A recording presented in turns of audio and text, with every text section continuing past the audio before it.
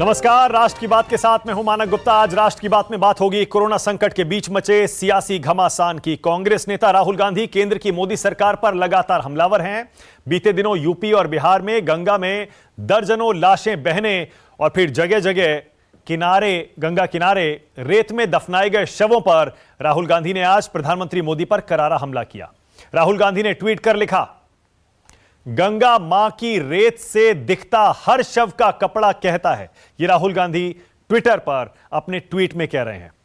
गंगा मां की रेत से दिखता हर शव का कपड़ा कहता है कि उसी रेत में सिर दफनाए मोदी सिस्टम रहता है। आपको पता ही होगा, न्यूज 24 ने भी आपको पिछले कई दिनों में बार बार दिखाया, पूर्वांचल और बिहार में गंगा में दर्जनों लाशें तैरती दिखी थी। उन लाशों के बारे में कहा गया ये कोविड मरीजों की लाशें हैं। यूपी के गाजीपुर और बिहार के बक्सर में ऐसी कई लाशें मिली थी। इसके कुछ ही दिन बाद यूपी में कई जगहों पर, प्रयागराज में अभी 2-3 दिन पहले ही गंगा किनारे रेत में कई शवों को दफनाए जाने का मामला सामने आया था। उन्नाव और प्रयागराज में गंगा किनारे रेत में कई शव दफनाए मिले थे। उन्नाव में तो गंगा किनारे 2 जगहों पर बहुत से शव रेत में दफनाए गए थे। दोनों जगहों पर अधिकांश डेड बॉडीज या शव या लाशें केसरिया कपड़े में लिपटे हुए मिले थे। इधर बिहार में आरजेडी नेता और नेता प्रतिपक्ष तेजस्वी यादव के सरकारी आवास पर बनाए गए कोविड सेंटर पर सियासी संग्राम हुआ है। उससे पहले ये तस्वीरें जरा देख लीजिए। जो गंगा किनारे रेत में दफनाए गए शव अभी हाल में सुर्खियां बने थे। देश ही नहीं, पूरे विदेश, पूरी दुनिया भर में रेतों से बाहर निकल रहे इन शवों ने सबको झकझोर दिया था। दरअसल तेज हवा चली जिससे ये बालू मिट्टी उड़ी और ये नीचे दबी दफनाई गई लाशें सबके सामने आ गई। अगर ये हवा नहीं चलती तो पता नहीं कब तक ये लाशें यूं ही बालू में दबी रहती और किसी को पता भी नहीं चलता। अब आज राहुल गांधी उसी पर हमला कर रहे हैं और ये देखिए तस्वीरें। तेजस्वी यादव ने अपने सरकारी आवास को कोविड सेंटर क्या बनाया, उस पर सियासी संग्राम छिड़ गया है। तेजस्वी यादव ने पटना में अपने इसी सरकारी आवास पर राजद कोविड केयर सेंटर बना दिया है। उसी की तस्वीरें आप देख रहे हैं। तेजस्वी ने दावा किया है इस कोविड केयर को वो अपने निजी कोष से तैयार करा रहे हैं, जिसमें तमाम जरूरी मेडिकल दवाएं, आवश्यक उपकरण, इसके साथ साथ खाने पीने की निःशुल्क व्यवस्था की गई है। तेजस्वी ने नीतीश सरकार से अपील की है कि इस कोविड केयर को नियमानुसार सरकार अपनाए। इधर तेजस्वी के इस कोविड सेंटर पर बिहार के पूर्व डिप्टी सीएम और बीजेपी के राज्यसभा सांसद सुशील मोदी ने भी करारा हमला किया है। लेकिन पहले जरा सुन लीजिए तेजस्वी क्या बोले हैं, सुनिए। मैं राज्य सरकार से फिर से अपील करता हूं कि जो सरकारी आवास जो हमको आवंटित किया गया है एक पोलो रोड, उसको लेकर के आइसोलेशन वार्ड्स बनाए जाए, क्वारंटाइन सेंटर्स बनाए जाए, क्योंकि मरीज जो हैं बिहार के, उनको सरकारी अस्पतालों में बिस्तर नहीं मिल रही, ऑक्सीजन नहीं मिल रहा, दवाई नहीं मिल रही। इसलिए हमने पूरी तरीके से सारा इंतजाम एक नंबर में एक पोलो आवास में जो है हमने किया है। चाहे बेड हो, ऑक्सीजन हो, दवा हो, खाने पीने की सामग्री हो, पूरी तरीके से मेडिकली इक्विप्ड जो जरूरत की चीजें हैं वो हमने व्यवस्था एक नंबर पोलो रोड में किया है। हमने कई बार मुख्यमंत्री जी को 4 साल में चिट्ठी लिखा, लेकिन उसका कोई अब तक उन्होंने जवाब नहीं दिया।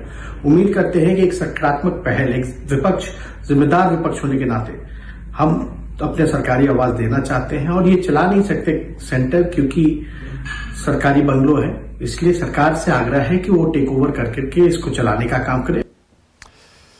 तो तेजस्वी यादव ने अपने सरकारी आवास को कोविड केयर सेंटर बना दिया, लेकिन बीजेपी के सुशील मोदी, जो कि राज्यसभा सांसद हैं, बिहार के पूर्व उप मुख्यमंत्री हैं, उन्होंने ट्विटर पर तेजस्वी यादव पर करारा तंज किया है। तेजस्वी ने अपने सरकारी आवास के बजाय अवैध तरीके से अर्जित किए गए मकानों में क्यों नहीं अस्पताल बनाया, यह सुशील मोदी ट्विटर पर लिख रहे हैं। साथ ही उन्होंने तेजस्वी यादव की बहनों का भी जिक्र कर दिया। सुशील मोदी ने कहा इस कोरोना काल में तेजस्वी के डॉक्टर बहनों की सेवाएं क्यों नहीं ली गई।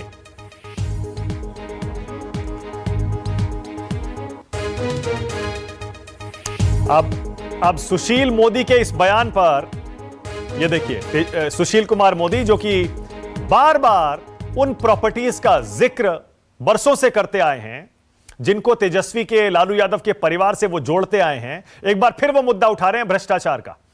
कह रहे हैं भ्रष्टाचार से जो प्रॉपर्टीज अर्जित की हैं लालू परिवार ने, उनको क्यों कोविड केयर सेंटर नहीं बनाया। ट्विटर पर लिख रहे हैं। अब सुशील मोदी के इस बयान पर तेजस्वी यादव की बहन रोहिणी आचार्य भड़क गईं। रोहिणी ने बहनों के बचाव में अपना आपा खो दिया। रोहिणी ने राज्यसभा सांसद सुशील मोदी के लिए ट्विटर पर कई अपशब्दों का इस्तेमाल किया। इतना ही नहीं, रोहिणी ने सुशील मोदी को हिदायत दे डाली, अपनी पत्नी से सीखें लड़कियों से कैसे बात की जाती है।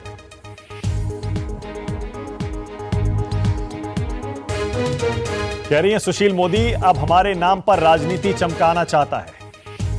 ये देखिए, खबरदार आज के बाद मेरे या मेरी बहनों के बारे में कुछ बोले तो समझ लेना, जाकर अपनी कथित प्रोफेसर बीवी से पूछ लेना बेटियों से कैसे बात किया जाता है।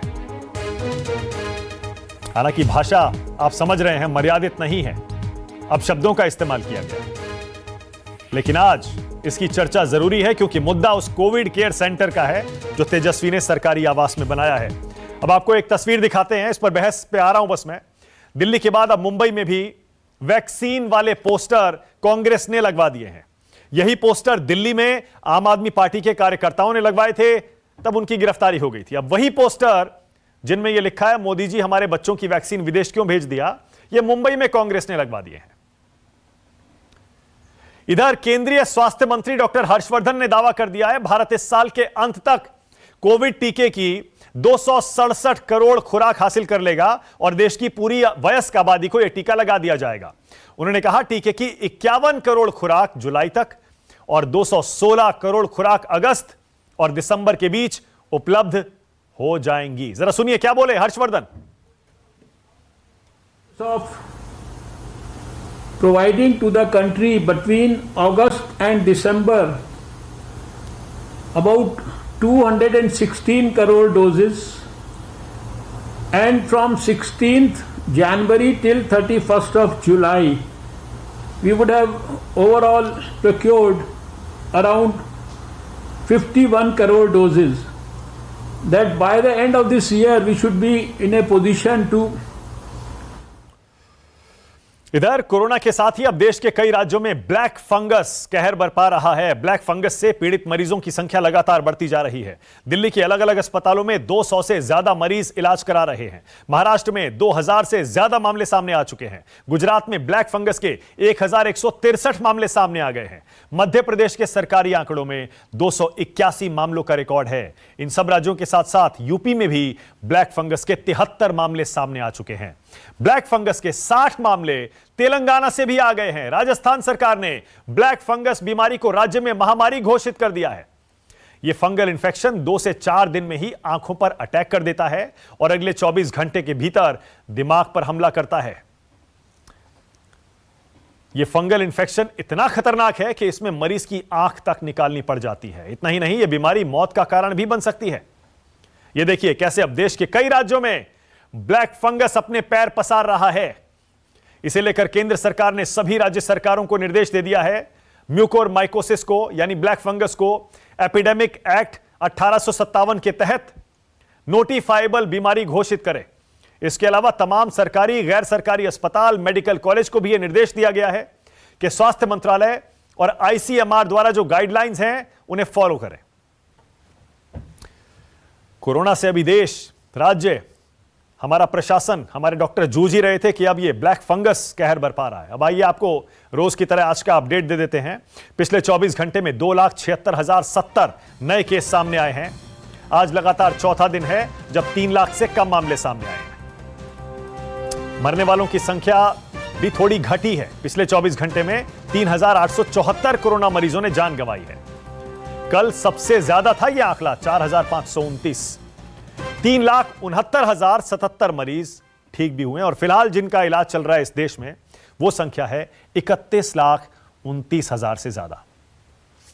तो चलिए बहस शुरू करते हैं। राष्ट्र की बात में हमारा आज का सवाल, तेजस्वी के कोविड सेंटर पर बीजेपी को आपत्ति क्यों? और दूसरा, गंगा की रेत में क्यों दफनाई लाशें? किसने दफनाई, क्यों दफनाई, किसकी जिम्मेदारी? आज इसी पर बहस होगी। मेरे साथ बीजेपी से लोकसभा की सांसद हैं अपराजिता सारंगी आ गई हैं, कांग्रेस से डॉक्टर रागिनी नायक आ गई हैं, आरजेडी से मृत्युंजय तिवारी आ गए हैं, डॉक्टर सुनील सिंह हैं जेडीयू से, और समाजवादी पार्टी से सुनील साजन भी मेरे साथ आ गए। आप सभी का बहुत स्वागत। अपराजिता सारंगी, आपसे शुरू कर रहा हूं। पहले तो अपराजिता जी, तेजस्वी यादव जो कि एक चुने हुए नेता हैं, बिहार में मुख्य विपक्षी पार्टी के नेता हैं, अगर सरकारी आवास में कोविड केयर सेंटर खोलते हैं उस पर आपके पूर्व उप मुख्यमंत्री और राज्यसभा सांसद सुशील मोदी को क्या आपत्ति हो सकती, और यह आपत्ति क्यों है? अपराजिता जी। इस सरकार आवास को बना लिया। आप सबको मेरा नमस्कार। देखिए, अंग्रेजी में एक कहावत है, it is not just important to be good, one should also look good. हम सिर्फ अच्छा करें ये पर्याप्त नहीं है, हम अच्छा दिखे ये जरूरी है। कोविड सेंटर तेजस्वी यादव जी ने खोला है, स्वागत करती हूं भारतीय जनता पार्टी की प्रवक्ता होने के नाते और इस देश के नागरिक होने के नाते। लेकिन जो प्रक्रिया है या जो तरीका उन्होंने अपनाया वो गलत है और ये उन्हें मानना पड़ेगा। उनके पास बहुत सारे मकान हैं, हम सबको ज्ञात है, अवैध हैं, वैध हैं, इसमें मैं नहीं घुसूंगी। कह रहे हैं लोग अवैध मकान हैं, वो मुझे अच्छा नहीं लगेगा कुछ भी कहना। जब तक हम तदंत नहीं करते हैं, जब तक हम इंक्वायरी नहीं करते हैं, जब तक हमारे पास कागजात नहीं होते, ये कह देना कि अवैध मकान है, ये बिल्कुल सही नहीं होगा। लेकिन जो उनके व्यक्तिगत मकान है, अगर वहां वो कोविड सेंटर करते तो वो सही रहता। अब ये आप मुझे बताएं कि सरकार ने जो उन्हें मकान दिया है, लीडर ऑफ ऑपोजिशन है, सरकार ने जो उन्हें मकान दिया है, अगर उसमें ये करेंगे तो बिजली का खर्चा कौन देगा? जो सैनिटेशन चार्जेस, जो पानी का बिल आएगा, बात कर रही हैं अपराजिता सारंगी? सरकार देगी। क्यों? अपराजिता जी क्या बोल रही हैं? मुझे समझ नहीं आ रहा है अपराजिता जी क्या बोल रही हैं? सेंटर करना है अपराजिता जी, ये महामारी चल रही है, लोगों को इलाज कराने के लिए बेड नहीं मिल रहा है, सरकारी सरकार का पैसा सरकार ने दिया है। तेजस्वी यादव को सरकारी मकान सरकार ने दिया है, सरकार ने एहसान किया है तेजस्वी यादव पर उन्हें घर देकर, वो जनता का पैसा है और उन पर हक है उस सरकारी मकान का, आवास का। मैं तेजस्वी यादव को डिफेंड नहीं कर रहा हूं, मैं ये कह रहा हूं, एक सेकंड रुक जाइए अपराजिता जी, मैं बड़ा सीधा पूछ रहा हूं सवाल। क्या दिक्कत है अगर सरकारी आवास में कोविड सेंटर बना दिया एक नेता ने, तो क्या दिक्कत है उसमें? कौन सा नियम तोड़ दिया? लोग तो अपने मस्जिद में, मंदिरों में, घरों में, धर्मशालाओं में, सड़कों पर कहां कोविड सेंटर बना रहे हैं। सरकारी आवास में कौन सा नियम रोकता है, बताइए मुझे, कि कोविड सेंटर नहीं बन सकता है? दिक्कत है सरकारी, जब मान लीजिए उनके पास अपने मकान नहीं होते और ये कल्याणकारी काम वो करते तो हो सकता इतनी उंगलियां ना उठती। जब अपने बहुत सारे मकान हैं, अरे जितने भी मकान हैं, हमारे पास अगर मान लीजिए 10 भी मकान है, तब भी अगर एक में खोल दिया और वो सरकारी आवास है, उसमें दिक्कत क्या है? सरकारी आवास में कौन सा नियम तोड़ा, मुझे ये तो बता दीजिए। सुशील मोदी इतना परेशान क्यों हो रहे हैं, मैं जानना चाहता हूं, वो क्यों तंज कस रहे हैं? नियम तोड़ा, बिल्कुल नियम तोड़ा। सरकारी आवास में सरकारी कर्मचारी रही हूं 24 साल। सरकारी आवास को आप किसी भी अन्य तरीके से उसका उपयोग नहीं कर सकते, ये अवैध है, ये जान के रखें। अरे आप कानून की दुहाई देते रहिए अपराजिता जी। लोगों को जब अस्पताल नहीं मिल रहा है, ऐसे में तो इसका स्वागत होना चाहिए। कोई भी छोटे से छोटा, बड़े से बड़ा आदमी अगर एक बेड का इस्तेमाल भी करता है किसी की मदद के लिए, उसका स्वागत होना चाहिए। आप कानून की किताब दिखा रही हैं। हम इस कार्य का स्वागत करते हैं, लेकिन वो अन्य मकानों में करें जो उनका व्यक्तिगत, उनकी संपत्ति है, जो उनका व्यक्तिगत मकान। अरे अगर व्यक्तिगत संपत्ति में करेंगे फिर उन्हें किसी से पूछना थोड़े पड़ेगा। एक सेकंड, फिर उन्हें किसी से पूछना थोड़े पड़ेगा, कर ही लेंगे वो तो। मैं तो ये कह रहा हूं सरकारी आवास में भी अगर कर रहे हैं तो आपको तो स्वागत करना चाहिए। जब शॉर्टेज है तब तो स्वागत होना चाहिए। कहीं से भी बेड मिल जाए, किसी की जान बच जाए, आपको तो बल्कि उनका साथ देना चाहिए, उनका बिजली का बिल और बाकी चीजें माफ कर देनी चाहिए, उनको पूरा सपोर्ट देकर मेडिकल इक्विपमेंट, नर्सेज, डॉक्टर्स वो प्रोवाइड करवाने चाहिए। वो तो कह रहे हैं इसको टेक ओवर कर लीजिए। तेजस्वी ने, जहां तक मेरी जानकारी है, ये ऑफर किया है कि इसको आप ले लीजिए और चलाइए नियमानुसार। तो ले लीजिए। मैं कहता हूं बिहार की सरकार इसको ओवरटेक कर ले, जब कल्याणकारी टेक ओवर कर ले इसको और चलाए उसको, क्या दिक्कत है? जब आप मुझे बताएं, अगर कल्याणकारी कार्य कर रहे हैं तो 100% कल्याण करें ना। जो अपने मकान है वहां पर अच्छे कोविड सेंटर लगाएं। सरकार सब तरह का सहयोग देगी, जिस तरह का सहयोग सरकार से चाहिए जरूर देगी, तालियां भी बजाएगी। बिजली का बिल भी वो पे करें और पानी का बिल भी वो पे करें, सारी चीजों को वो देखें। और इतने मकान है इसलिए कह रही हूं, उनके पास बहुत सारे मकान है, वहां करें।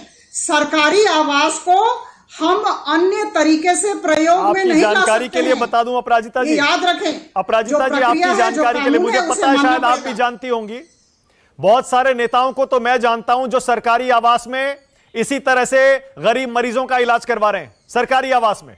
आप कहें तो मैं उन सबके नंबर्स आपको बाद में भेज दूंगा, डिटेल्स भी भेज दूंगा।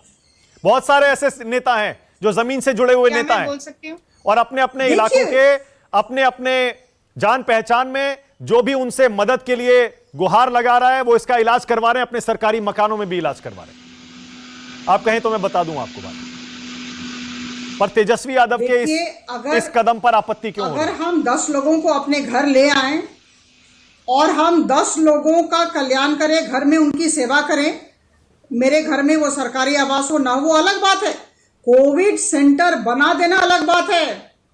आप दोनों चीजों में फर्क होता है, इसे याद रखें। मृत्युंजय तिवारी, कोविड सेंटर करना अलग बात है, घर में 10 लोगों को लाकर मृत्युंजय जी, आप पर आरोप है मृत्युंजय तिवारी कि आपने सिर्फ सरकार को नीचा दिखाने के लिए सरकारी आवास में ये कोविड केयर सेंटर खोला है, सिर्फ सरकार को बदनाम करने के लिए। मानक जी, ये बहुत ही अफसोस की बात है कि सरकार में बैठे लोग इस तरह महामारी के समय जब नेता प्रतिपक्ष मदद के लिए सरकार को सहयोग के लिए तैयार हैं और दिखा रहे हैं, आईना सरकार को उन्होंने करके दिखा दिया। हमारी बहन है अपराजिता जी, हम लोग एक ही जिले के हैं, लेकिन वो जो तर्क दे रही थी उनको हम किसी के भी गले नहीं नीचे उतरेगा। अभी महामारी के समय तो ट्रेन के कोच को बनाया जा रहा है आइसोलेशन वार्ड। ये तो सरकारी आवास तेजस्वी यादव जी ने, हमारे सभी माननीय विधायक ने आरजेडी के नाम से राजद कोविड केयर सेंटर बनाया, लोगों की मदद कर रहे हैं। अब इसमें क्या बुराई है? हर बात के लिए अभी तक सत्ता पक्ष के लोग खोज रहे थे तेजस्वी यादव कहां है, वो क्या कर रहे हैं। तेजस्वी यादव जी काम कर रहे हैं।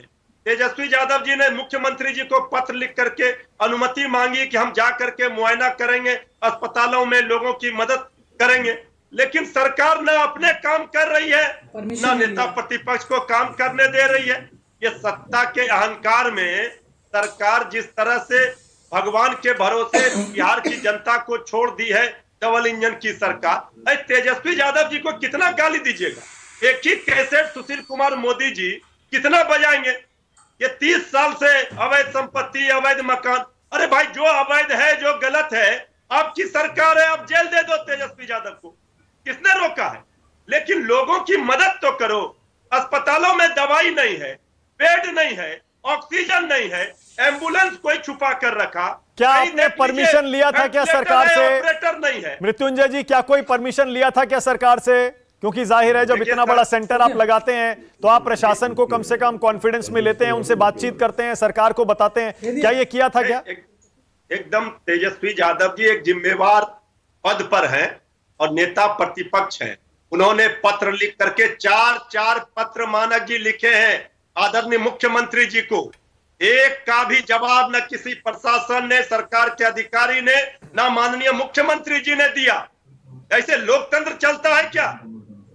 विपक्ष भी सरकार का हिस्सा होता है, विपक्ष के सवालों का जवाब देना सरकार की जिम्मेवारी है। लेकिन ये सरकार किस तरह से, अच्छा, जो अपराजिता जी कह रही है और सुशील मोदी कह रहे हैं, उस पर भी एक कमेंट कर दीजिए, उसके बाद फिर जवाब भी ले लेता हूं मैं। वो ये कह रहे हैं कि और भी बहुत सारी प्रॉपर्टीज हैं, उनमें क्यों नहीं बनाया कोविड केयर सेंटर? सरकारी आवास में ही क्यों बनाया? आदरणीय सुशील कुमार मोदी जी प्रॉपर्टी गिनते रहे, लेकिन 16 वर्षों में इस डबल इंजन की सरकार ने लोगों को मरने के लिए छोड़ दिया। अस्पतालों में कोई सुविधा नहीं दे पाए।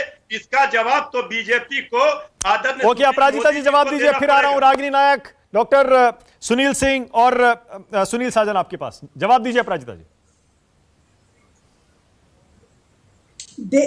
देखिए, जब इस तरह की आपदाएं आती हैं, कुछ औपचारिकताएं करनी पड़ती है और हमें अनुशासित रहना पड़ता है, सिस्टम को संभालना है। तो मुझे लगता है कि अगर कोविड केयर सेंटर उन्होंने किया, हम स्वागत करते हैं। पहली बात अपने घर में करते, अपनी व्यक्तिगत संपत्ति में करते, और दूसरी बात प्रशासन से और राज्य सरकार से उचित अनुमति लेकर करते। हर काम का तरीका होता है। लीडर ऑफ ऑपोजिशन को इतना ज्ञान होना चाहिए कि जो तरीका है, जो औपचारिकताएं हैं, उनकी पूर्ति तो वो जरूर करेंगे। वो तो कह रहे हैं चिट्ठी लिखी, जवाब ही नहीं दिया। अनुमति के बिना कैसे कर सकते हैं कोविड केयर सेंटर? कह रहे हैं 4-4 चिट्ठी लिखी। गलत है। लोगों को अस्पतालों में बेड नहीं मिल देखिए, रहा है। अनुमति जब वो तो अभी कह रहे हैं अनुमति चाहिए। अनुमति रूल है, नियम मानना, कानून मानना क्या गलत है? और अगर राज्य प्रशासन कह रही है नियम मानने, कानून मानने, तो वो क्या गलत काम कर रही है? आप हमारी बहन हैं, आपके जानकारी के लिए मैं बता दूं, अपराजिता दीदी 4-4 पत्र नेता प्रतिपक्ष ने लिखा है। सरकार के बैठे लोग नेता प्रतिपक्ष पर सवाल खड़े कर रहे थे, वो कुछ नहीं कर रहे हैं, कहाँ है, क्या है। जब वो काम करके दिखा रहे हैं, अनुमति मांग रहे हैं, तो भी नहीं कर रहे। वहां भोजन की व्यवस्था है, ऑक्सीजन की व्यवस्था है, दवाई की व्यवस्था है। जो हमारे चिकित्सा प्रकोष्ठ के पार्टी के डॉक्टर हैं वो बैठे, लेकिन ये सरकार तो चलाने के लिए अनुमति तो सरकार देगी, लेकिन सरकार कह रही है। अब सरकार जब फंस गई है, जब सरकार को आईना दिखा दिया तेजस्वी यादव जी ने, अब सरकार को ना उगलते बन रहा है ना निगलते बन रहा है। ओके, ऑलराइट, रागिनी नायक को लाइए। रागिनी को लाइए। रागिनी, इस पर भी बोलिएगा जो तेजस्वी यादव के सरकारी आवास में कोविड सेंटर पर बवाल हो रहा है, और साथ ही ये भी बोलिएगा ये जो गंगा नदी के किनारे बालू में लाशें निकल रही हैं, मुझे तो वो तस्वीर जहन से जाती नहीं है। मतलब हम सब के लिए शर्म से डूब मरने की ये तस्वीरें हैं। डूब मरना चाहिए। हिंदू धर्म में अंतिम संस्कार कितना अहम होता है, मेरे ख्याल से इस पैनल में सब लोगों को पता है, देश के एक एक इंसान को पता है, हमें यह बताने की जरूरत नहीं है। मौत के बाद भी अगर किसी को अंतिम संस्कार नसीब नहीं होता और किसी कोविड मरीज के परिवार को अपने मरीज का शव मौत के बाद बालू में दफनाना पड़ता है, वाकई डूब मरना चाहिए हमको। बोलिए रागिनी नायक।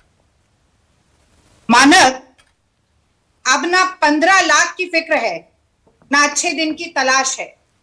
ये देश उस दौर से गुजर रहा है जब केवल जिंदा रहना ही विकास है। तो आप देखिए कि मोदी सरकार की बनाई हुई व्यवस्था ने देश का ये सूरत हाल कर दिया है, पर इसके बावजूद भी मोदी जी को कुछ दिखाई नहीं देगा। न गंगा के लाशों से पटे हुए पाट नजर आएंगे, न वो मरघट नजर आएंगे जहां पर 24 घंटे चिताएं जल रही हैं, न वो रोते बिलखते लोग नजर आएंगे जिन्होंने अपने आत्मीय जनों, परिवारजनों को खो दिया है।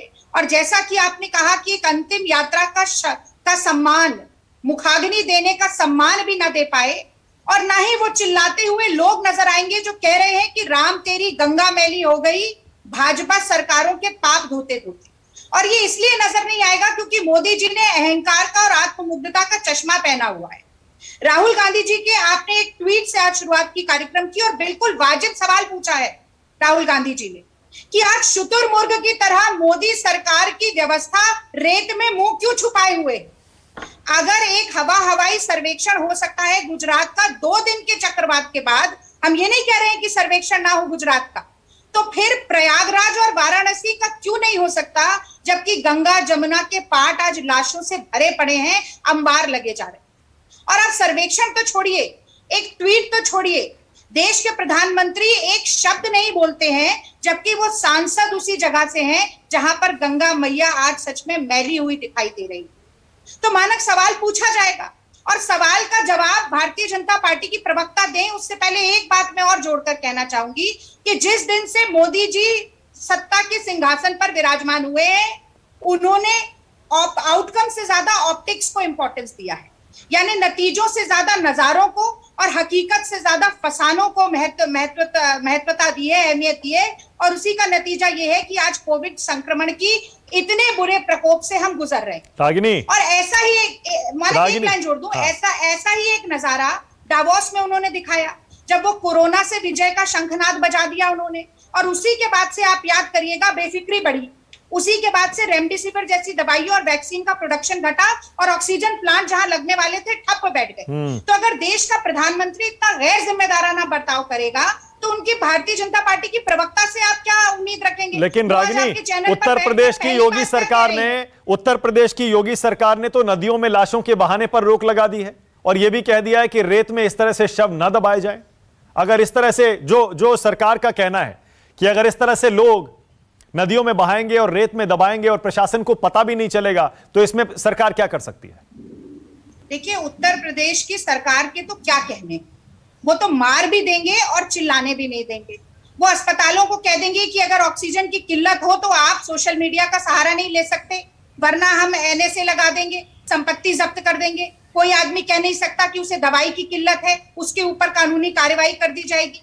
ये उत्तर प्रदेश में ही 3 मंत्री और 5 विधायक मर गए, ये शायद मोदी जी को बदनाम करने के लिए मरे थे। और मोदी जी की भी क्या कहने, मोदी जी तो ये भी कह सकते हैं कि विपक्ष के विरोधी जो उनके लोग हैं वो लाश बनकर तैर रहे हैं ताकि मोदी जी बदनाम हो जाएं। यही उत्तर प्रदेश सरकार है जिसने कहा कि यही उत्तर प्रदेश की सरकार है जिसने कहा कि पंचायत चुनाव में केवल 3 लोग मरे हैं जो ड्यूटी पर थे, और उत्तर प्रदेश शिक्षक संघ ने चिट्ठी निकाली पूरी और ब्यौरा दिया कि 1621 लोग मर गए उत्तर प्रदेश में पंचायत की ड्यूटी करते हुए, और उन्होंने कहा मर नहीं गए, मार दिए गए। और मुझे एक लाइन बिहार पर भी बोल लेने दीजिए। ये बिहार के ऊपर जो राजनीति हो रही है वो बहुत ही शर्मनाक है, और अपराजिता जी का ये कहना कि अच्छा करने से ज्यादा महत्वपूर्ण ये है कि हम अच्छा दिखें, उससे भी ज्यादा शर्मनाक है। 4 मई को पटना हाईकोर्ट ने टिप्पणी की थी नीतीश जी की सरकार के ऊपर, और पटना हाईकोर्ट ने कहा कि हमसे सबसे बड़ी गलती ये हुई कि हम सरकार के झूठे आश्वासन के भरोसे बैठे रहे, इसीलिए आज पूरी व्यवस्था विफल हुई है। Indira Gandhi institute of medical sciences में आपने 1000 बेड लगाने का वादा किया, पूरा क्यों नहीं हुआ? ESIC पे 500 बेड लगाने का वादा किया, पूरा क्यों नहीं हुआ? PSA ऑक्सीजन प्लांट आज तक फंक्शनल क्यों नहीं है? और पटना मेडिकल कॉलेज और हॉस्पिटल इतनी जर्जर हालात पे क्यों है? ओके, अपराजिता जी बोलिए। कांग्रेस नहीं पूछ रही है, अपराजिता जी बोलिए।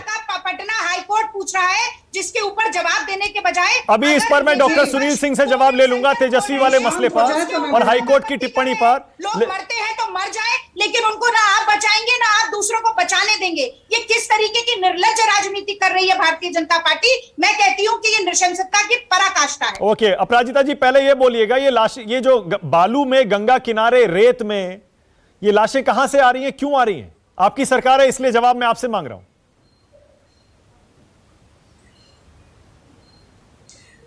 देखिए, ये बहुत दुखद है, विभत्स दृश्य है, ये नहीं होना चाहिए। गंगा नदी के पास जो रेत है उसके अंदर अगर शव को रखा जाता है और वहां जलाया जाता है, मुझे लगता है कि इसके विषय में कौन क्या कहे, ऐसा कभी भी नहीं होना चाहिए।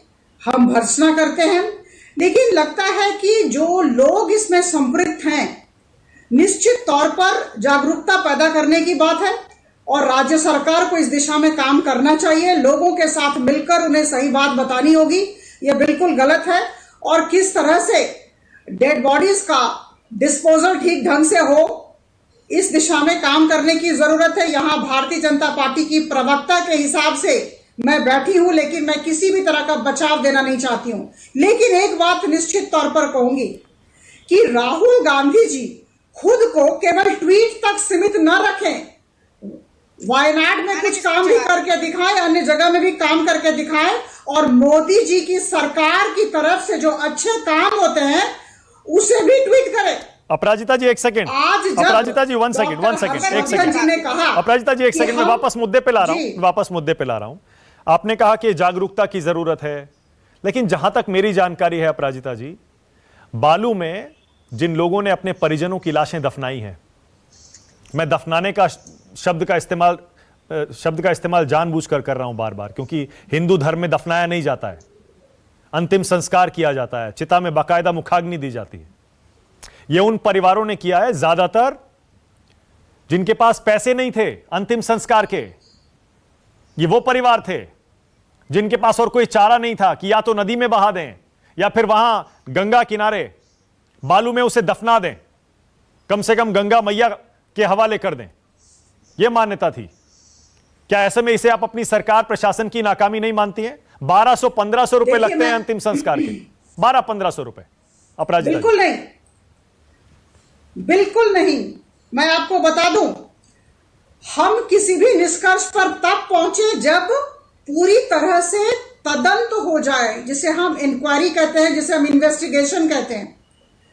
1400-1500 रुपए के लिए कोई व्यक्ति जाके अपने परिजन का बालू के अंदर शव रख दे, मुझे लगता है यह बिल्कुल गलत है।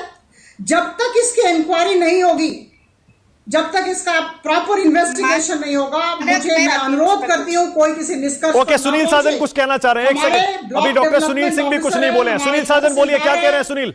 हमारे जिलाधीश हैं, निश्चित तौर पर इस दिशा में काम करेंगे। मैं आपकी ये डिबेट में बीजेपी को लगातार सुन और कह सकता हूं कि बात में पूरा राष्ट्र आपको सुन रहा है और आप पूरा कंफ्यूज दिख रही हैं। आपको ये नहीं समझ में आ रहा कि बिहार पे क्या बोलना है, आपको ये नहीं समझ में आ रहा कि गंगा पे क्या बोलना है। मैं गंगा से शुरू करूंगा, गंगा की लाशों से, और इसलिए शुरू करूंगा क्योंकि हमारा जनपद, हमारा गांव वही गंगा के किनारे है। और मानक जी, आपकी बात वो 100% सत्य है कि इन गंगा के में जो लाशें दफनाई हैं, ये वही परिवार है जिनके पास 1500-2000 रुपए उनका अंतिम संस्कार करने का नहीं है। और ऐसा नहीं है, एक एक परिवार में 2-2, 3-3 मौतें हो गई। गरीब परिवार जिसके पास एक व्यक्ति के अंतिम संस्कार का पैसा नहीं है, वो 2 व्यक्ति और 3 व्यक्तियों के अपने घर वालों का अंतिम संस्कार कैसे करेगा? तो आप सोचिए, आपने कहा कि हम संसार है, पूरा देश संसार है। ये तो वो कुछ गांवों की डेड बॉडियां हैं, पूरे उन्नाव की नहीं है। जो गंगा के किनारे 15-20 किलोमीटर के अंतर्गत गांव आते हैं, वहां की हैं। आप कैसे अपना मुंह छिपाएंगे? हम कैसे छिपाएंगे? देश कैसे छिपाएगा? हो सकता है भारतीय जनता पार्टी और नरेंद्र मोदी जी और उत्तर प्रदेश के मुख्यमंत्री जी को शर्म ना आती हो, लेकिन हमको, आपको तो आती है। और बीजेपी के प्रवक्ता बिहार पर, मैं मानव जी आपकी डिबेट में सबसे पहले तो ये साफ कर दूं, इन्होंने कहा कि वो घर में बिजली का बिल कौन देगा? जो मुख्यमंत्री का आवास होता है, विपक्षी नेता का आवास होता है, हम लोगों का जो आवास होता है, विधायकों का, मानव जी उसमें बिजली का बिल नहीं पड़ता है, पानी का बिल भी हम लोग नहीं भरते हैं। ये हम आपकी डिबेट में पूरे देश के सामने और उत्तर प्रदेश की जनता के सामने बता रहे हैं कि हम लोग, सरकार हम लोगों को मुफ्त में बिजली, मुफ्त में पानी देती है। और तेजस्वी यादव जी बिहार के सबसे बड़े नेता हैं मानव जी, बीजेपी से बहुत बड़े नेता हैं, बीजेपी बिहार से, नीतीश कुमार जी से बहुत बड़े नेता हैं। और ये बात मैं इसलिए नहीं कह रहा हूं, ये बात मैं इसलिए कह रहा हूं कि बिहार की जनता ने तेजस्वी यादव को इतना बहुमत, इतना प्यार दिया। तेजस्वी यादव अकेले 10 नंबर पर हैं और बीजेपी और डॉक्टर सुनील सिंह, नीतीश कुमार, डॉक्टर सुनील सिंह, एक मिलकर के 11 हैं। डॉक्टर सुनील सिंह, तेजस्वी यादव का तो स्वागत करना चाहिए। डॉक्टर सुनील सिंह, बताइए, आपकी तो रूलिंग पार्टी है बिहार में। यादव ने जो रास्ता दिखाया है, वही रास्ता महामारी से लड़ने का है मानव जी। सबको लाइए स्क्रीन पर। डॉक्टर सुनील सिंह, सीधा सवाल है, सब आपसे ये पूछ रहे हैं, तेजस्वी यादव ने अगर अपने घर में सरकारी आवास में कोविड केयर सेंटर खोल लिया, आपको उसमें दिक्कत क्या है? डॉक्टर सुनील सिंह। मानक जी, पहले मैंने सब लोगों को धैर्यपूर्वक सुना है, हमें भी मौका देंगे। जी बोलिए। देखिए, Tejashwi Yadav ji Covid care centre खोल रहे हैं, वो क्या व्यक्ति खोल सकता है, मगर उसके कुछ नियम होते हैं। वो मुख्यमंत्री को चिट्ठी नहीं लिखता वो व्यक्ति, वो व्यक्ति डिस्ट्रिक्ट हेल्थ सोसाइटी में, सिविल सर्जन ऑफिस में, इंडियन एस्टैब्लिशमेंट एक्ट में आवेदन देता है कि हमें इतना बेड का करना है कि हमारे पास आवश्यक उपकरण है, ये हमारे पास दवाइयां हैं, कि हमारे पास मैन पावर है, कि doctor, paramedical, nurses, sanitation staff हैं, और हम खोलना चाहते हैं। जब डिस्ट्रिक्ट हेल्थ सोसाइटी के लोग वहां जाते हैं और वहां जाके इंस्पेक्शन करते हैं और उन्हें कुछ अनुमति देते हैं, वो करते हैं। इसके लिए मुख्यमंत्री को चिट्ठी लिख करके प्रेस में जाने की जरूरत नहीं है। इसी बात को ये साबित करता है कि ज्यादा उनको दिखाना है, सनसनी पैदा करना है, केयर सेंटर नहीं खोलना है। अगर ऐसा होता तो अभी लोग चिकित्सा प्रकोष्ठ के डॉक्टर की सूची बनाई जाती है, नर्सेज की सूची बनाई जाती है, एक प्रोफार्मा में क्लिनिकल एस्टैब्लिशमेंट एक्ट में आवेदन किया जाता है। ऐसा कहीं नहीं है मानक जी। और दूसरी बात जो हमने देखा है, जो प्राइमा फेसी कहते हैं ऑक्सीजन जो सुसज्जित है, ऑक्सीजन के केवल 2 सिलेंडर हैं, न उसमें फ्लो मीटर है, न उसमें मास्क है। हम कैसे मान लें? जितने बेड हैं उस बेड के बगल में कोई बेड साइड स्टूल नहीं है, तो आवश्यक उपकरण और डॉक्टर जो दिख रहे हैं, कोई आवश्यक दवाई नहीं ले, कैसे कोई जाकर के अनुमति देगा? खैर ये मेरा काम नहीं है, मेरा काम है क्लिनिकल एस्टैब्लिशमेंट एक्ट में वो दे, आवेदन करें, उन्हें अनुमति मिलेगी। और जो बारीकियां हैं कि सरकारी मकान में होगा कि नहीं होगा, ये डिस्ट्रिक्ट अधिकारी तय करेगी, मैं तय करने वाला कोई नहीं हूं। कोई भी व्यक्ति आज समय में कोविड केयर सेंटर खोलता है, स्वागत है उसका, लेकिन प्रक्रिया के तहत जाए, सनसनी करके नहीं जाए। और ये कहना कि सरकार के पास बेड नहीं है, गलत बयानी है। सरकार के पास दवाई नहीं है, गलत बयानी है। आज के भी अखबार को अगर मृत्युंजय तिवारी जी पढ़े तो प्रतिदिन रियल टाइम ऐप में वैकेंसी आती है, कितनी वैकेंसी कौन से अस्पताल में है, तिवारी जी देखे होते। गलत बयानी करके लोगों को गुमराह ना करें। और अगर बोलने दे, मेरे बोलने दे, पहले बोलने दे प्लीज। आप गलत तो बोल रहे हैं, गलत बयानी ना करे। देखिए प्लीज, बोलने के बाद बोले ले जाया जा रहा है, एम्बुलेंस के अभाव में लोग दम तोड़ रहे हैं। मानक जी कहीं कोई मृत्युंजय जी इसके बाद आपको मौका दे दूंगा। हाँ जरा कंप्लीट कर लें, बोलिए डॉक्टर सुनील सिंह, बोलिए। मैं पूरा सुना है, बोलिए। तो ये कहना कि नहीं है, अगर हम चिकित्सक, पैरामेडिकल अस्पताल और सरकारें काम नहीं करती तो यहाँ का पॉजिटिव दर इतना कम नहीं होता, रिकवरी रेट नहीं बढ़ती। तो ये सब कहना, ये सनसनी फैलाने के लिए अच्छा है। हम काम कर रहे हैं, जनता की सहभागिता हो और अति उत्तम है। तो जनता की सहभागिता, अरे वो मुसीबत के समय में, चाहे वो बाहर हो, चाहे यहाँ चमकी बुखार हो, चाहे कोरोना हो, वो जाके कहीं छुप जाते हैं और ट्वीट करके सनसनी पैदा करते हैं। और अभी मानक जी इतने जवाब पत्रकार होकर के इस पर डिबेट कराते हैं। लोग की मंशा देखिए।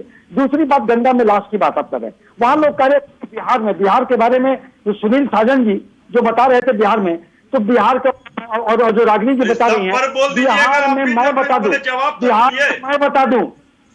मैं बता दूं मानक जी कि बिहार में और तो गंगा मां के गोद में लाश तैर रहे हैं, सबों का भरमार है। एक सेकंड रुकिए ना मृत्युंजय जी, एक सेकंड रुकिए ना, एक मिनट रुकिए। अच्छा डॉक्टर सुनील सिंह, एक सेकंड, डॉक्टर सुनील एक सेकंड रुकिए ना, मृत्युंजय जी रुकिए, मैं आप ही का सवाल पूछ रहा हूं। अरे मृत्युंजय जी, आप ही का सवाल पूछ रहा हूं। डॉक्टर सुनील, मेरा सवाल बड़ा सीधा है आपसे। मतलब आप ये कह रहे हैं, इसका मतलब बिहार में बेड्स की कोई कमी नहीं है, बिहार में दवाइयों की कोई कमी नहीं है, बिहार में किसी चीज की इलाज में, कोविड के इलाज में कोई कमी नहीं? फिलहाल कोई कमी नहीं है। सरकार निःशुल्क रेमडेसिविर, निःशुल्क एम्फोटेरिसिन भी सारे तरफ में अवेलेबल करा रही है। बीच में थोड़ी किल्लत थी, मगर और बेड्स की कोई किल्लत नहीं है, बेड्स की, अस्पताल के बेड्स की कोई किल्लत नहीं है, बेड्स की कोई किल्लत नहीं है, कोई किल्लत नहीं है। आज की अगर देखो Tiwari ji, okay time app पर हमारे ओके बोलिए मृत्युंजय तिवारी, जवाब दीजिए। क्यों नहीं प्रक्रिया के तहत एक फॉर्म भर के और परमिशन ले लेते? ये ऐसे जल्दबाजी में बिस्तर बिछा के अपने सरकारी आवास में उसका वीडियो जारी करके क्या दिखाना चाह रहे हैं? इसका मतलब सिर्फ मीडिया में दिखाना चाह रहे हैं, सरकार को बदनाम करने के लिए? मानक जी, कब तक ये जुर्म करेंगे? सत्ता के हथियारों से चप्पा चप्पा भरा पड़ा है, लाशों के अंबारों से चारों ओर चीख और पुकार की गूंज है, चित्कार है। और ये कह रहे हैं ठेले पर पूरा सिस्टम है। सरकार का सिस्टम जो है, एम्बुलेंस कहीं धूल फांक रहा है, कहीं लोग अब शवों को लेकर ठेला पर जा रहे हैं। अस्पतालों में न चिकित्सक है, वेंटिलेटर है, ऑपरेटर नहीं है, अस्पतालों में दवाई नहीं है, बेड नहीं है, और सरकार में बैठे लोग इस निर्लज्जता के साथ ये बयान दे रहे हैं। बिहार की जनता सुन रही होगी तो बिहार की जनता गुस्से में सरकार के खिलाफ जिस तरह आक्रोश है, तो रोज वायरल हो रहा है सोशल मीडिया पर। एक पीड़िता ने, महिला ने किस तरह से कहा, दर्द बयां किया, 20 दिनों तक क्या क्या उनको भुगतना पड़ा। और ये सरकार जो है लाशों का ढेर लगा करके बिहार में ये थोथी दलील दे रही है। नेता प्रतिपक्ष काम कर रहे हैं। आपने जवाब नहीं दिया मृत्युंजय जी, मृत्युंजय तिवारी, एक मिनट, आपने जवाब नहीं दिया। मृत्युंजय जी रुकिए ना, आपने जवाब नहीं दिया। मैंने बड़ा सीधा सवाल किया था, मैंने कहा अगर एक छोटा सा फॉर्म भर के एप्लीकेशन फाइल कर देते परमिशन लेने के लिए, क्या दिक्कत थी उसमें? मुख्यमंत्री को चिट्ठी लिखने के बजाय, सुनिए ना, जो प्रक्रिया है अगर उसमें एक फॉर्म भरना पड़ता होगा तो वो क्यों नहीं किए? क्या दिक्कत थी? आप देख लीजिए बीजेपी के माननीय स्वास्थ्य मंत्री जी का बयान, सुशील कुमार मोदी जी का बयान, किस तरह मजाक बना रहे। सरकार बोले जो प्रक्रिया है वो प्रक्रिया हम करेंगे। सरकार ने पूछा तेजस्वी यादव क्या कर, हम मदद कर रहे हैं। आपको प्रक्रिया नहीं मालूम है, मैं बताता हूँ। आपको नहीं मालूम है, चाहते हैं आप कोविड केयर सेंटर खोल रहे हैं। मलाई क्या होता है? ये शब्द ऐसे समय में ऐसे शब्दों का प्रयोग करना कुछ मानसिकता का परिचय है। ऐसे सत्ता की अच्छा, एक सेकंड रुक जाइए, एक मिनट रुकिए, एक सेकंड रुकिए। डॉक्टर सुनील एक कमेंट और, डॉक्टर सुनील एक कमेंट और, एक सेकंड मृत्युंजय जी, एक सेकंड। डॉक्टर सुनील सिंह एक कमेंट और। उत्तर प्रदेश में आज राहुल गांधी ने मुद्दा उठाया, गंगा किनारे रेत में जो लाशें दफनाई गई हैं और जो अब निकल रही हैं हवा के बहने से, आपको नहीं लगता राज्य सरकार के लिए, वहां के लोकल एडमिनिस्ट्रेशन के लिए, बल्कि हम सब के लिए शर्म की बात है ये? डॉक्टर सुनील सिंह, निश्चित ही शवों का अंतिम संस्कार बहुत ही हमारे हिंदू रीति रिवाज में बहुत महत्वपूर्ण है। ऐसा नहीं किया गया है तो निरंतर जांच का विषय है और निश्चित ही वहां की जो प्रशासन संवेदनशील होगी और जांच करेगी। कोरोना से संभावित मृत्यु इसे नहीं लगती है कि कोरोना से मृत व्यक्तियों का अंतिम संस्कार का जिम्मा राज्य सरकार की होती है, कम से कम बिहार में तो है, और वो निःशुल्क होता है। इसलिए कोरोना से मृत व्यक्तियों को ऐसे अबैंडन कर सुख नहीं लगता। और अगर कोरोना से मृत व्यक्ति यूपी में से है, एक सेकेंड, और अगर उत्तर प्रदेश में कोरोना से व्यक्ति मृत हो रहा है तो सुनील साजन जी के पीछे जिस व्यक्ति की तस्वीर है वो सरकार है। टीकाकरण के खिलाफ उसने तरह तरह की टिप्पणियां कराई, तो लोगों में भ्रम पैदा किया, टीका लेने के लिए मना किया, और टीका नहीं लेने के कारण द्वितीय वेव में इतनी मौतें हुई हैं। जिम्मेवार वो व्यक्ति है सुनील साजन के पीछे जो पोस्टर में है, क्योंकि टीका एक हथियार है, टीका ही एक हथियार है जो हमें कोरोना से बचा सकता है। और वैसे राजनीतिज्ञ, गैर जिम्मेदार राजनीतिज्ञ ने खुलकर ऐलान किया। अच्छा, एक सेकंड रुकिए, ओके, अभी सुनील साजन से जवाब ले लूंगा, पहले रागिनी नायक। रागिनी क्या कहना चाह रही है, बोलिए। मानक 3-4 बातें यहाँ पर मुझे लगता है कि सवाल ऐसे पूछे गए कि जवाब देना पड़ेगा। पहली बात तो टीके से शुरू कर देती हूँ क्योंकि आखिरी टिप्पणी टीके पर थी डॉक्टर साहब की। तो टीका तो लग जाएगा, आप सेंट्रल विस्टा कार्यक्रम पर रोक लगा दीजिए। 500 करोड़ टीके खरीदे जा सकते हैं उतनी कीमत में, 20,000 करोड़ रुपए में, और सार्वजनिक मुफ्त टीकाकरण पूरी जनता का करा दीजिए। राज्य सरकारों के ऊपर ठीकरा फोड़ना बंद करिए। सबसे सस्ती दवाई केंद्र सरकार को मिल रही है, खरीदे उस पैसे से और पूरे देश की जनता का टीकाकरण कर दे। पहली बात नहीं करेगी क्योंकि 3 वैक्सीन है हमारे देश में, कोविशील्ड, कोवैक्सीन और स्पुतनिक, और तीनों आउट ऑफ स्टॉक हैं। वो आउट ऑफ स्टॉक इसलिए है क्योंकि केंद्र सरकार ने ऑर्डर किया जनवरी के अंत में, वो भी 1 करोड़ 10 लाख वैक्सीन का, जबकि दुनिया के सारे बड़े देश अक्टूबर तक सारे ऑर्डर प्लेस कर चुके थे। पहली बात। अब मैं आ जाती हूँ बिहार पर। मानक देखिए, देश में हमारे लोकतंत्र के साथ मजाक किया जा रहा है। आज तक एक भी सर्वदलीय बैठक नहीं हुई जो प्रधानमंत्री जी को विभिन्न राजनीतिक दलों के नेता कोई सुझाव दे सके। बहुत सारे राज्य ऐसे हैं जहां पर मुख्यमंत्री एक दल का है और जो नेता विपक्ष होता है वो दूसरे दल का होता है, पर उसकी किसी और प्रदेश में सरकार नहीं होती। तो वो एलओपी कहां जाकर बोलेगा? मुख्यमंत्री को बुलाता नहीं कोई मीटिंग में, प्रधानमंत्री से कहीं पर बातचीत नहीं होती।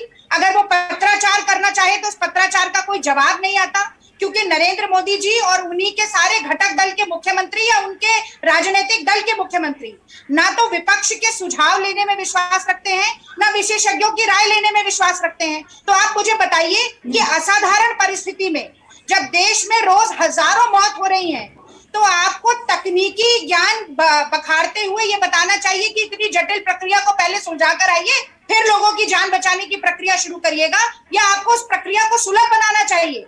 आज मोदी जी ने देश के 10 प्रदेशों के डीएम से बात की, लेकिन मुख्यमंत्रियों से बात नहीं की। जब मुख्यमंत्रियों से बात करते हैं तो मुख्यमंत्री कहते हैं कि हमारे तो बात सुनते नहीं, केवल अपने मन की बात कर देते हैं, और राजनीतिक दलों के मीटिंग बुलाकर बात करना नहीं चाहते।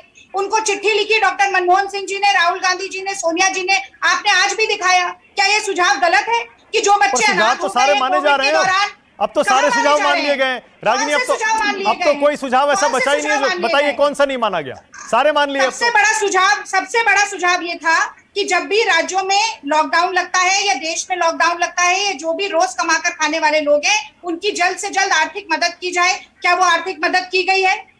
आज सोनिया गांधी 3 सुझाव दिए थे राहुल गांधी जी ने, जीनोम सीक्वेंसिंग को लेकर, मुफ्त सार्वजनिक टीकाकरण को लेकर, डेटा ट्रांसपेरेंसी को लेकर, क्या वो माने गए हैं? अपराजिता जी बोलिए। सोनिया गांधी जी ने कहा कि जो बच्चे अनाथ हो जाएं उनकी पढ़ाई का खर्चा केंद्र सरकार उठाए। क्या इस सुझाव पर एक ट्वीट करके भी राय जताई है मोदी अपराजिता जी ने? जी बोलिए। तो चित्त भी मेरी, पट शोर भी बंद मेरी, करें आप तो मैं खुद कुछ बोलूं। करेंगे नहीं, किसी को करने नहीं देंगे। और एक चीज मैं और बोल देती हूं, मानक आपने जी, कहा कि क्या ये एक मिनट, क्या ये ये जितनी शर्मिंदा होने बातें की कर बात रही है? हैं, जितने क्या मुद्दे ये उठा शर्मिंदा रही हैं, होने की बात है कि ये आज टूल अंतिम किट से संस्कार का प्रेरित सम्मान है। हमारे देश के लोगों को मिल नहीं रहा है। तो मैं कहूंगी टूल कि किट जिस में गंगा लिखा हुआ है, प्यासे इन्हें बह रही कैसे है, बर्ताव उसी का करना है। चुल्लू भर पानी लाकर आज मोदी सरकार अभी स्थिति के और कांग्रेस की प्रदेशों ये की है सरकार के तमाम ये लोगों को बिल्कुल अपनी नाक डुबो लेनी चाहिए। ओके, अपराजिता जी। अर्थहीन हो गए हैं, इनकी अपराजिता जी, सार्थकता नहीं है।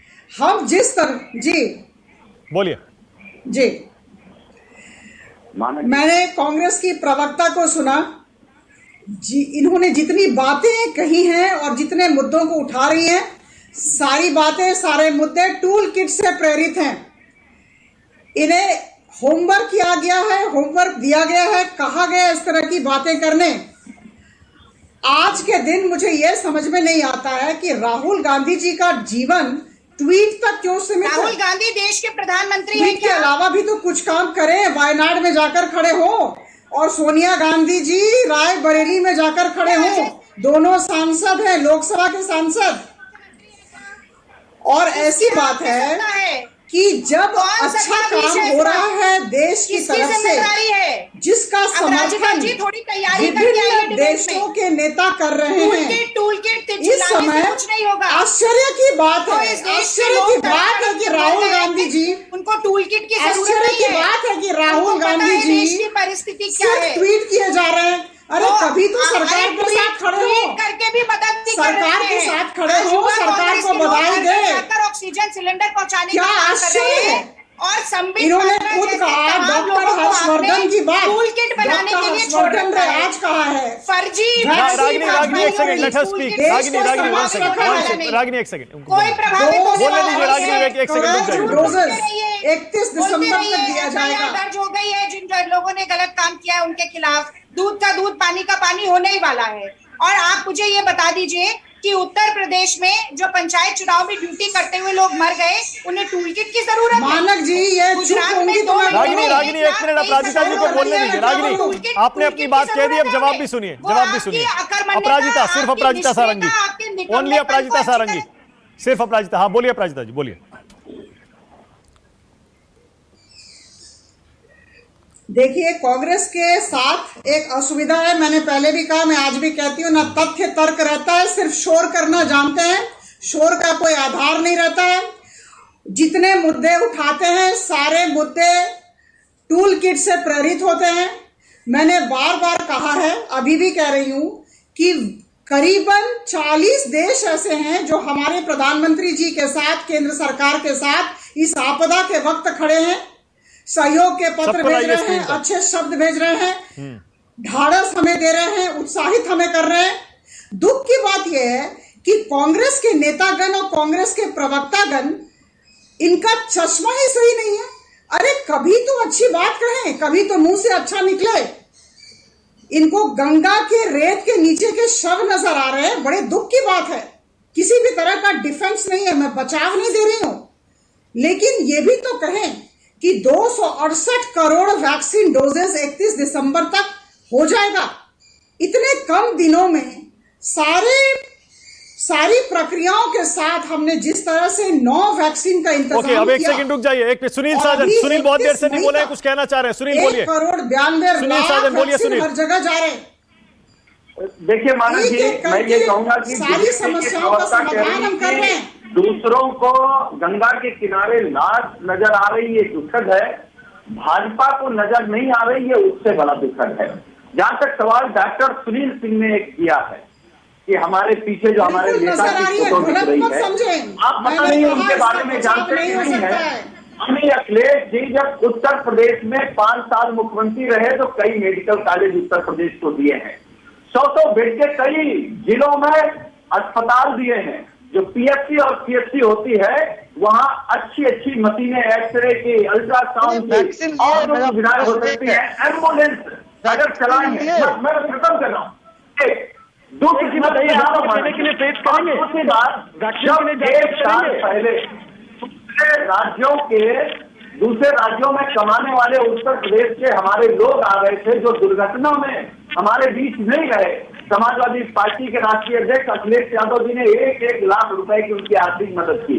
आज जहां 1400 से अधिक शिक्षक हमारे बीच नहीं है, जिनकी संख्या योगी सरकार केवल 3 बता रही है, उनकी करने की बात थी। अखिलेश यादव आज हमें खुशी हुई क्या समाजवादी पार्टी के कार्यकर्ता के लोगों को करेंगे?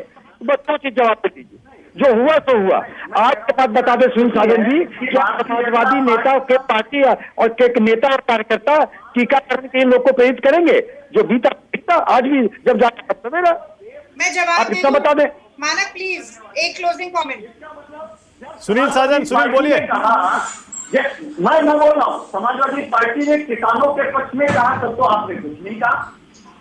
समाजवादी पार्टी ने नोटबंदी पर सवाल खड़ा किया, तब आपने कुछ नहीं कहा।